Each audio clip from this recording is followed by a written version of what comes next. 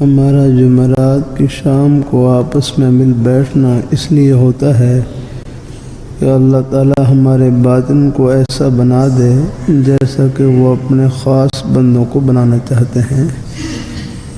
یہ لاہوری رحمۃ اللہ علیہ کی مجلس جمعرات کی شام کو ہوتی تھی۔ اللہ تعالی ہمارے باطن کو، ہمارے اندر کو ایسا بنا دے جیسا کہ وہ اپنے خاص بندوں کو بنانا چاہتے ہیں۔ دعا کیجیے اللہ تعالی مجھے اور آپ کو ایسا بن کر دنیا سے جانے کی توفیق عطا فرمائے، آمین یا الہ العالمین۔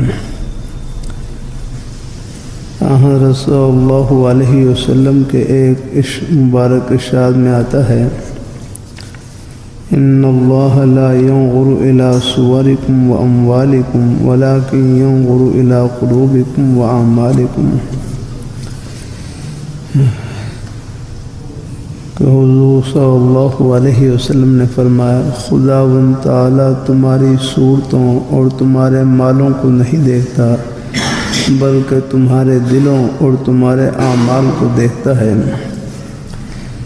اللہ تعالیٰ کی نظر پہلے دل پر پڑتی ہے، پھر دل کے لحاظ سے اعمال کی قیمت دیتا ہے۔ اللہ تعالیٰ میرے اور آپ کے دلوں کو ایسا بنا دے کہ وہ اس کے ہاں سونے ہو جائیں۔ اگر برتن اندر سے صاف اور قلی شدہ ہو تو ہر شخص اس میں کھانا پینا پسند کرے گا، خواہ باہر سے برتن صاف اور قلی شدہ نہ ہو۔ بعض برتن ایسے ہوتے ہیں کہ اوپر سے ان کو قلی کرنے کی ضرورت نہیں ہوتی۔